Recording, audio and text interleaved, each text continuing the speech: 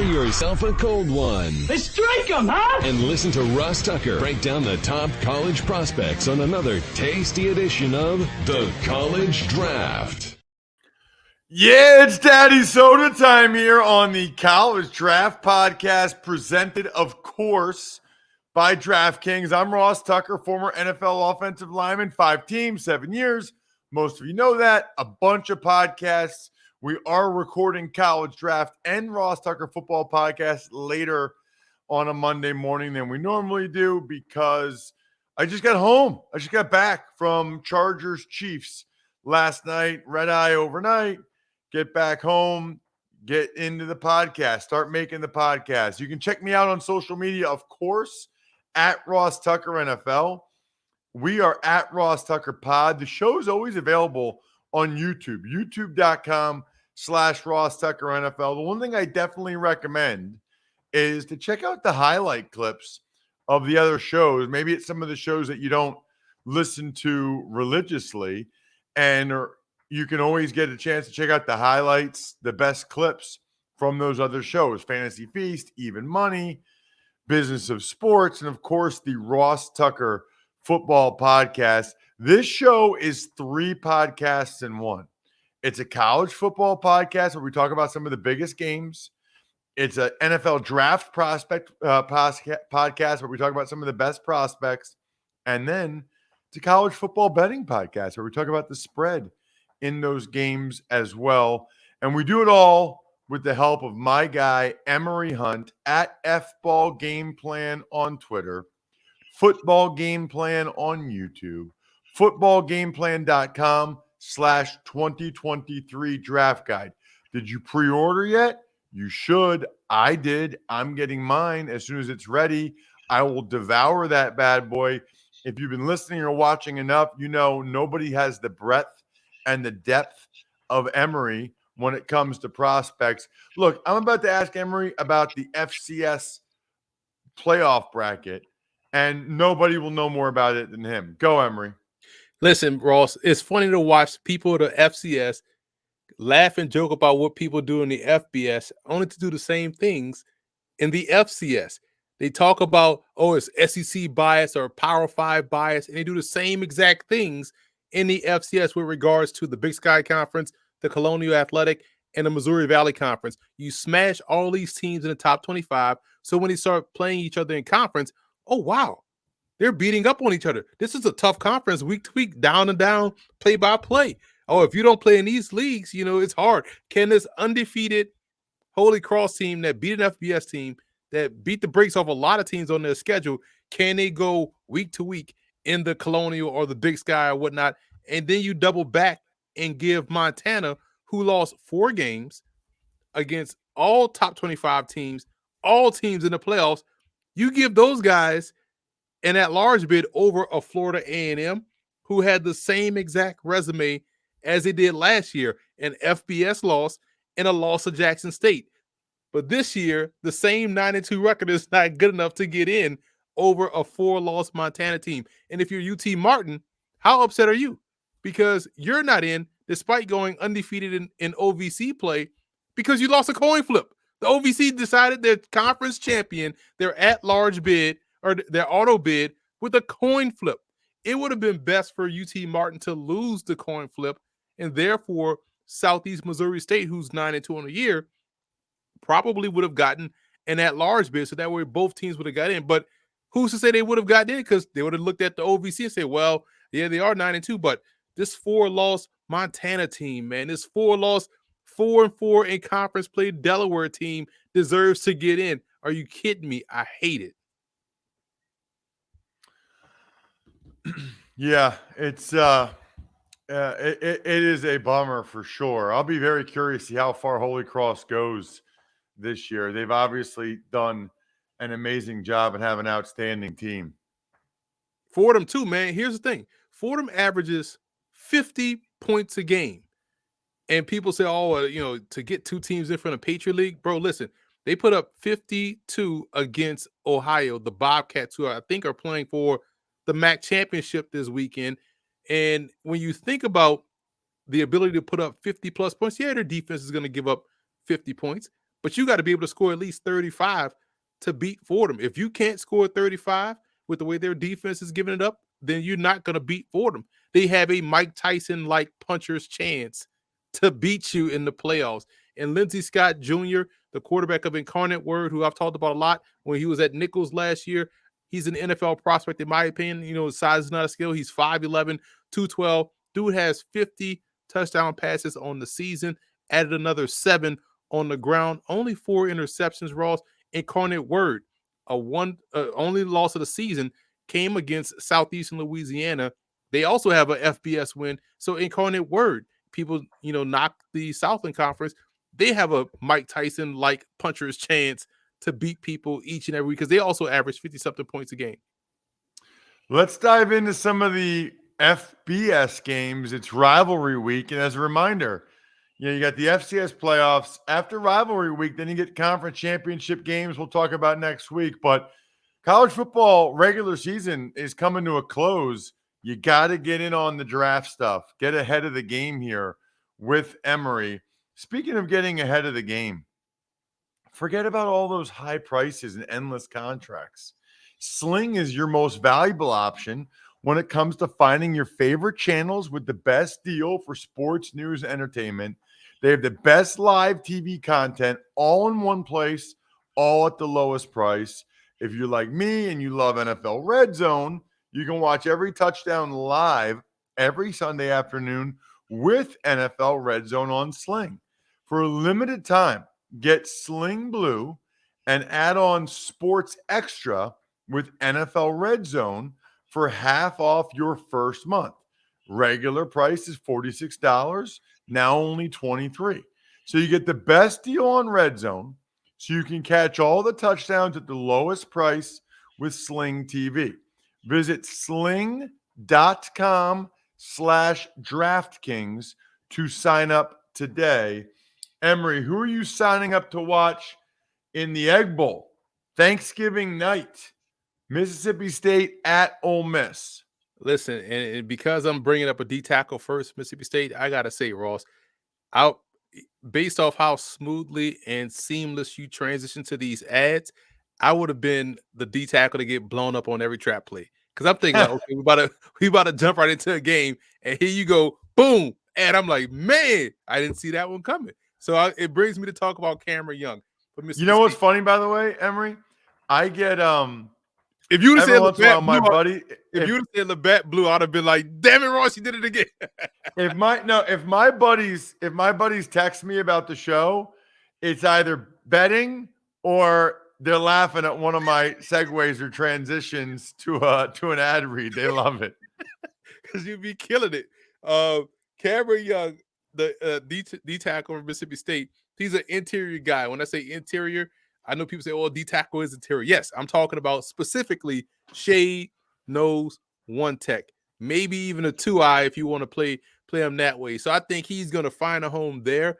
He's got good ability off the ball. Now I'm laughing and joking about trapping and all of those things. I tend to think that he has to be able to be a little bit more cognizant of trap screens and things of that nature because he has to find the ball a little bit better. But you can't teach ball get off. You can't teach his core strength and his functional strength. So that's why I do like him on the inside. I think he poses a problem for anybody, guard, center, and also on combo blocks. On the other side, he's got a big matchup against Mason Brooks, the guard for Ole Miss. Yeah, and Brooks transferred in from Western Kentucky, and he's a tackle that has played, that's playing guard for Ole Miss. So you like the fact that he has versatility. So position flexibility, number one, but you bring some of those tackle skills, the footwork to the guard position, which helps you out in projecting forward. Now he's a reserve, so you're going to have to really watch the entire game to see him get those reps in because he's come off the bench often for Ole Miss, but definitely someone, because of his position flexibility, is going to get into one of these postseason all-star games and be able to showcase, okay, at the NFL level, I think he can be X. But because he has started and played a lot of snaps at 2 separate O-line positions at the FBS level, that bodes well for his future. Ole Miss is laying 2.5, and it's in Oxford. They're expecting a close game, Emory. Are you? I don't know, man. It's hard to look at what I watched from Ole Miss last weekend, getting drummed by KJ Jefferson in Arkansas. So instead of the line, I'm gonna attack the total because this is an offense on both sides that can score the ball, and it's a rivalry game. I'm gonna take the over. I believe the over is what, 63 points. I'll 61 right now on DraftKings Sportsbook. I'm rolling with the over. Okay, Emory's going with the over on Ole Miss and Mississippi State.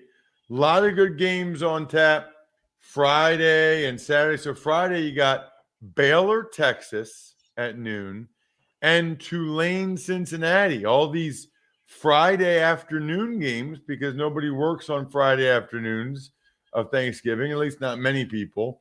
I will be, of course, because it's football season. I'm sure Emory will be as well. Cincinnati is favored by 2 at home on Friday, Emory. And you look at some of the studs in this game.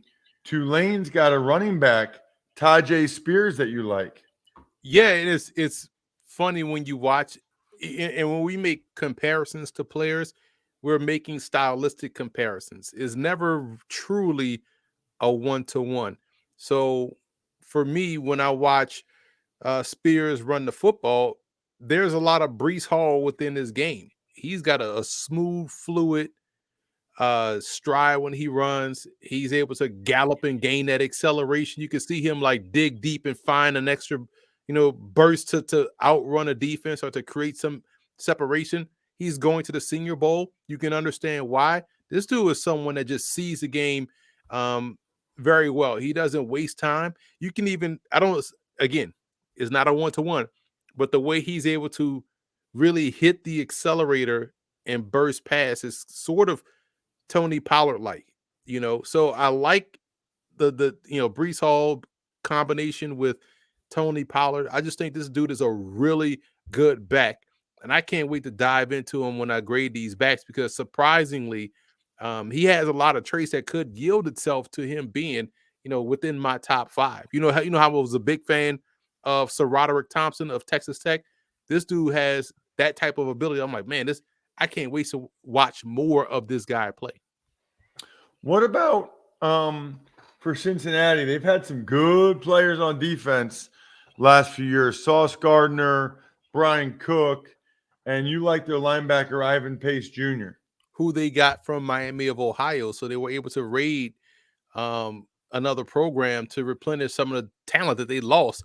The Giants would have sorely missed Darian Beavers, who was a stud all training camp, preseason before he suffered a season-ending injury. And he's someone that's next in line of these really good Cincinnati backers. I think he has a sideline ability. Can play inside backer. You can probably see him as a weak side backer. I think he's more along the lines of staying on the inside. And the reason why I chose him is because the obvious matchup, like in the first game we talked about, you're looking at Pace having to stop that two-lane run game and really keeping someone like Spears at bay. So I think this would be a great showcase for him and a showcase for this Bearcat defense. This is a strength versus strength battle because Tulane's defense is also very good. So I like this matchup here that we're going to get to see on Friday. Should be a good one. Really looking forward to it. Huge game. Cincinnati is laying 2 at home. The total's 46.5. Let's stick with the theme, Ross. Defense, defense, defense. So I am attacking the under here of what, 47 points? 46.5, yep. I'm going under, man. This is for the I think the right to go play in a Cotton Bowl. So I mean, yeah, it's one game season. You want to get to the Cotton Bowl. But you're also going to be a little bit conservative in some of your approaches in how you call this game. So I think that's going to yield because we've got 2 really good defenses. It's going to yield a tighter matchup. I'm going to take the under here. Boy, this is interesting, by the way, because it feels like Nebraska, Iowa used to only be the only game on Friday of Thanksgiving week. Now, man, and maybe Arkansas, Missouri. But now I'm just looking at it. There's a ton of games on Friday. Yeah. I mean, Baylor, Texas, Tulane, Cincinnati, Utah State, Boise State, Central Michigan, Eastern Michigan, Toledo against Western Michigan, Arizona State, Arizona, NC State, North Carolina, Arkansas, Missouri, New Mexico, Colorado State, Nebraska, Iowa, which is standard, UCLA, California. Then at night, you got Florida, Florida State, and Wyoming, Fresno State. That's like 10 games on Friday. It didn't used to be that many. Remember Florida State used to mean something? Remember that was like noon Eastern on ABC? Like that game used to be must-see TV. Now that game is buried on a night slate when everyone got the itis and probably doing something else on the Friday. One of the games that's on Saturday at noon is South Carolina against Clemson. Clemson is laying 14.5 points. South Carolina coming off that gigantic win over Tennessee. By the way, I just feel awful for Hendon Hooker, Emory. Oh. I mean, he's playing so long. He was waiting for this chance this year. He's shown out. And then now he has a torn ACL. It's just going to be tough for him now because they're going to say, well, he's older and he's got the torn ACL and he's just got a couple strikes against him now. And I think that's his second knee injury, I believe, too. So he has the double whammy of, multiple knee injuries, older prospect. If he was gaining some late first round buzz, that is probably going to get pushed down to round 3. And that's unfortunate for him. But as we both know, Ross, football, college football in particular, but football in general, it's a redemption game. How about the redemption for Joe Milton? What he was supposed to be coming into Michigan. I remember he had the big blowout game against Minnesota during the pandemic season. Didn't pan out the rest of the way. Got benched. Transferred to Tennessee, was supposed to come in and be the guy, was a guy against Bowling Green last year. And then, it didn't pan out, got usurped by Hendon Hooker. And the Hendon Hooker story not only took off last year, but also into this season. And like Jalen Hurts did against, in his time in getting benched at Alabama, when they were blowing teams out, Joe Milton was getting into the game and making the most of his opportunity. Looks like a completely different player. Same thing for Jalen Hurts. I'm not saying they're going to be on the same trajectory, but how about this opportunity for him coming in and having a chance to really play? And also that ties into Spencer Rattler. Redemption, right? Man, the game he played last weekend against Tennessee, it's almost like, Ross, I don't know how you were, but I was like this close to being like, you know what? That Spencer Rattler kid, man, he's starting to put it together. But it's one game. It is one game. But you had to have been happy for him and him not only getting that monumental win, but how he was playing, in that game. It makes you wonder, and this is why it's so hard to be an evaluator if you're a scout when you really have to. It's easy for us because we could say some stuff and then next week we could say some different stuff and be like, oh well. But if you're a scout where your job is on the line, you really have to, man, is what we saw last week an aberration or a sign of things to come for Spencer Rattler? Can we get this Spencer Rattler for a full game, for a full 17-game season as a pro prospect? And if you're a Spencer Rattler and you have another great game against Clemson and a great bowl game, do you then entertain coming out and strike while the iron's hot and put the onus on those evaluators to make that decision? So this is a fascinating game and a fascinating prospect in Rattler. That is really interesting. To be honest with you, I just hadn't kept up with him that much, Emory, to know how he had been playing this year. I hadn't heard much about him, so I just assumed he wasn't doing that much. He wasn't. He was playing terrible. Then you look out there against Tennessee. I'm like, man, check inner city Baker Mayfield out there balling and is doing a great job in doing so. Now you have to wonder, okay, why the light went on in this game as opposed to the whole season. Because just the previous week, you're like, oh my God, Spencer, bro, you would have thought he'd never played college football, and that was his first start at every game. But last week, you're like, why wasn't this shown all? Bro, it's crazy how you have to really parse through this. And if you're Spencer Rattler, now you probably thinking differently. And what if they upset Clemson in this game? It could happen. What about on Clemson side of it? Who are you looking at there? Sheridan Jones, solid corner, fits the MO. They have a type at Clemson, like how Green Bay has a type at wide receiver. If you're long, lanky, and light skinned, you're gonna play for the Green Bay Packers. They love those type of receivers, those sour punch straw built receivers that can fly. They love those guys. Clemson loves these 5'11", 6 feet corners that are muscular, that can mirror and match, get their hands on you, redirect you, not afraid to come up and tackle and run support, that play well on the edge. So that's Sheridan Jones. I think he's a solid corner.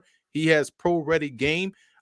He's playing on the boundary side, which in this sense, it's on the side that's shorter to the sideline, not the field side where you have all the room to work with. So, I know people view boundary and field differently.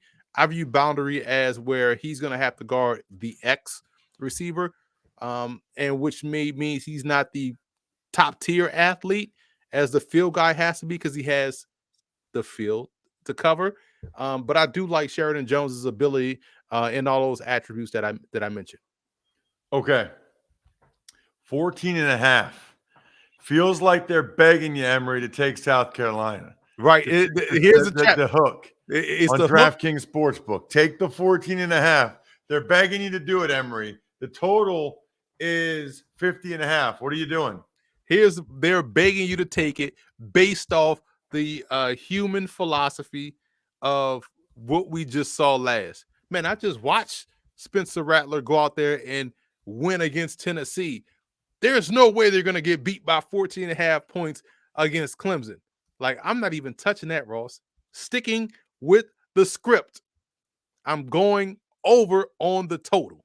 I'm just attacking the total. I'm not touching that dangerous, tasty point spread that just sitting there like some baked mac and cheese with truffles shaved all over. You can tell my food tastes have grown as we've gotten older, Ross. But back when we was on that dollar budget, it was straight Velveeta. But now we get truffles too. So yes, I'm not touching that. I'm going to go eat the salad. I'm going to go be healthy and take the over as opposed to this point spread. I love that you said tasty, because as soon as you said that, you got me thinking about Labatt Blue Light. When I think about football season, I think about Labatt Blue Light season, baby. How about all of my listeners, Emory, tweeting me the pictures of them measuring how high the snow was in Labatt Blue Light cans? Just unbelievable. There's no better way to measure snow or watch your team than with the pristine Canadian goodness of a cold Labatt Blue Light in your hand. Stock up. Be the MVP of your tailgate. Share a Labatt on game day with your crew. Always enjoy responsibly. Beer. Labatt USA, Buffalo, New York. Last but not least, Emory, let's dive into the Pacific Northwest. Washington at Washington State, the Apple Cup. And I know we've talked about both these quarterbacks before. I want to talk about both of them again. Let's start with Washington quarterback Michael Penix Jr. Yeah, and it's funny. First of all, the Apple Cup, Ross, remember how important rivalry weekend used to be? It used to be a big deal. I feel like because we're playing games all day during the week, that no one talks about these games anymore. This used to be like the crowning jewel of college football season, The rivalry weekend, then conference championships, and then off to the bowl games. But this is one of my favorite ones to watch because it's always chaos. And Penix Jr., I know people are using him to come. They're talking about they're downgrading a Will Levis and bringing up Michael Penix Jr. And I feel like a lot of people got to stop doing that. But also, I feel like many are just looking at box scores, because when you watch Penix, Penix has a live arm. He's someone that does a great job in keeping his offense on pace. But I think he's a one-speed thrower. I feel like he's a spot thrower as well. So if it's not there, it's likely to get turned back the other way. This is the same guy we saw play at Indiana. It has a weird delivery coming from a lefty, which is always unique in and of itself. But I feel like he's a good player. He's playing well for Washington. He gives them a chance, but this is still the same streaky passer I feel like that we saw at Indiana. And it's not a knock, it's just being honest. It's just, to me, Indiana with a different coat of paint. And so he has to develop some touch. He has to develop some little nuances, some change-ups in his passing. But you like that he's protecting the ball a little bit better at Washington, which is why they were ranked going into this matchup. And I think I know we've talked about him a couple of times. I know you like Cam Ward. Yeah, coming from Incarnate Word, point and shoot passer. Like, he just racks up completions. So that's why at the end of the day, you look at his stats and it's like, oh yeah, he's 30 for 31, 98 yards, 3 touchdowns. So like, man, like, he's just completing passes. It's like catch, shoot, complete. But when they ask him to make throws that are off script or off schedule, he can do those things as well. So he's just playing well within the offense, but he's definitely someone that can play off script. I think he's protecting the ball better on the back end of the season. Had that been the case a little bit earlier, that would have saved them versus Oregon. They would have beaten the Ducks. They had them beat. They let them come back. So that's why I think intriguing matchup. Now, some people are looking at both guys as NFL prospects. I get it, but they're both Penix. I don't know how he's still a junior, but Ward is only a redshirt sophomore. So yeah, technically they can come out, but I think both guys are going to go back and continue to build on that. Maybe Penix may entertain it, but I feel like with Ward's ability, this will be the game that you bring him in for. You bring in the transfer to win your rivalry game, to show up big against your hated cross-state rival in the Huskies. So I'm looking forward to seeing how he attacks this Husky defense, because they're going to pose a lot of the same challenges that Oregon's defense did earlier in the season. He had a really good game against them. All these spreads are so tight. Washington's laying 2 on the road. What are you doing, Emory? What's total, by the way, is 58.5. Oh, so that will put you around 33-28. Do I see that happening in this game with these two quarterbacks and these two defenses? Of course I do, Ross. I'm going over that total. I'm staying away from the point spread. Once again, it's too tight. I don't know which Washington State defense will show up, because it's not the one that we saw against Wisconsin. So I am going to attack the total, and I'm going over. I'm here for rivalry weekend chaos. Check him out on social. That's the key. At FBall Game Plan on Twitter, so you know everything Emory is up to. Football Game Plan on YouTube. We, of course, are youtube.com/Ross Tucker NFL. You can also get the draft guide, footballgameplan.com/2023 draft guide. You should do that. Other than that, enjoy the holidays, enjoy Thanksgiving, enjoy all the football and food all weekend. The keg is kicked. We are all tapped out. Thanks for listening to the College Draft Podcast. Make sure to also subscribe to the Ross Tucker Football Podcast, Fantasy Feast, Even Money, and The Business of Sports. All available at Apple Podcasts, rosstucker.com, or wherever podcasts can be found.